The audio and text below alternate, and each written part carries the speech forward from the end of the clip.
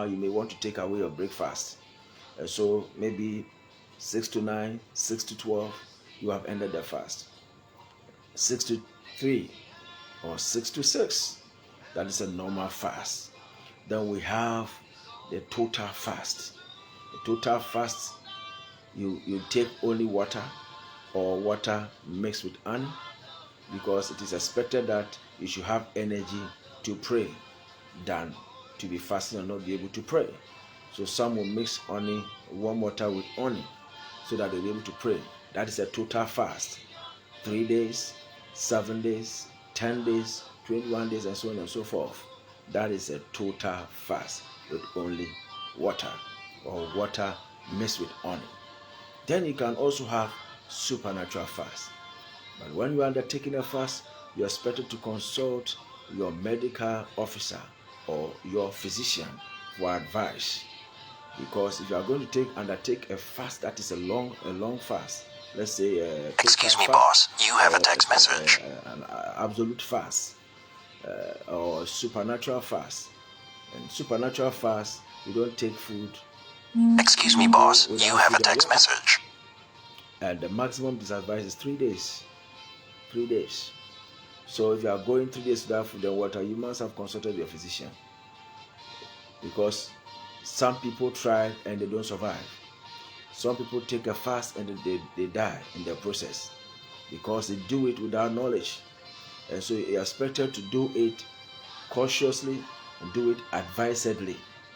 Undertake it advisedly, especially when you are undergoing a long fast.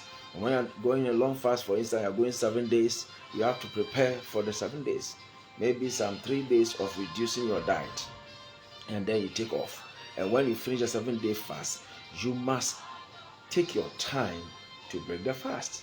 Maybe 3 days or so, half the time of gradually, half the time spent of gradually breaking the fast. And that will help preserve the health of your body, because people can die in the process. It was said as somebody, a man of God, after his fast, sat in a place where the wife fried gari and was taking the gari casually, and before he could say jack, he had a stomach problem and he died in the process, because it was an abrupt way of stopping a fast. Now the Bible opens our eyes about how Jesus handled his fast. The Bible says when the 40 days of fast were ended, Jesus was hungered. He was hungry. Now, how was Jesus hungry? When fasting is starting, because the body has to adjust, you feel uncomfortable. You feel pain and discomfort in your body. Your stomach, your tongue, your intestines, your flesh will all rebel against you, because that is not the norm.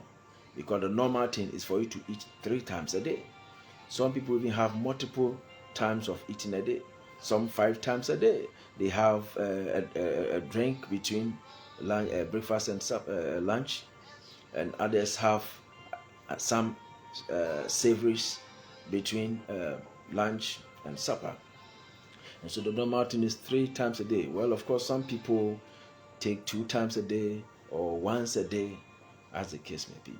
But the truth of the matter is that the normal eating time, we have breakfast, lunch, supper. And so if you are going to undertake a fast, you have to gradually remove them, so you don't start off suddenly and stop abruptly. You can damage your system.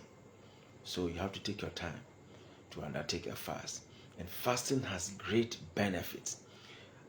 Apart from the vision or the objective with which you pursue with understanding what you want to attain, it has medical benefits. It cleanses your system. It makes you light and cleanses your system. That's the side effect or the byproduct you get from fasting. But we employ prayer and fasting because we have the call of God upon our lives as young Christians. We employ it because we want divine direction on our calling, on our ministry, divine direction for our families. We want divine direction for further studies. We want divine direction for marriage. We want divine direction for profession or other things major decisions of life. You want divine direction. That is why you want to undertake a fast. You want to undertake a fast because you are expecting divine intervention. You are expecting major breakthroughs to happen in your life. And once you humble yourself, one of the things fasting does for us is that it helps us to tame the flesh and humble the soul.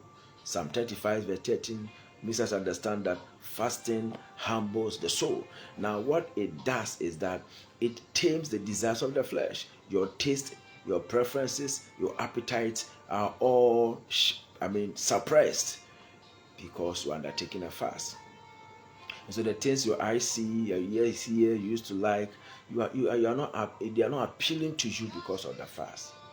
And so, as I was saying, when you start a fast, you become uncomfortable at the beginning, and as you proceed and about to end, you have to take your time to end the fast, because by the time you end the fast, in fact, when you start the fast, you will feel the resistance, but you have to resist the resistance you feel in the flesh. You have to resist it and continue, and then you get to a point where it becomes normal. When it becomes normal, you can walk about and do your normal duties depending on the length of the fast, and it's like it's a normal life for you. And when you get to the end of the fast, you may not even want to end because it becomes a norm. But when consciously and subconsciously you have accepted that this is the end of the fast, then your flesh or your body will demand its normal cravings. And that is where you have to be extra careful and take your time to break the fast. And that is why Jesus, when he ended the fast, he was hungry. He was angered, as the King James English version put it. And the devil tried to capitalize on that opportunity. When the desires start coming, it comes with vigor. And so he said Jesus should turn the stones to bread. He suggested to him. And he said, man shall not live by bread alone. So when you are ending your fast, if you have been able to survive the fast, then you come to understand that man does not live by bread alone. Therefore, take your time to break the fast.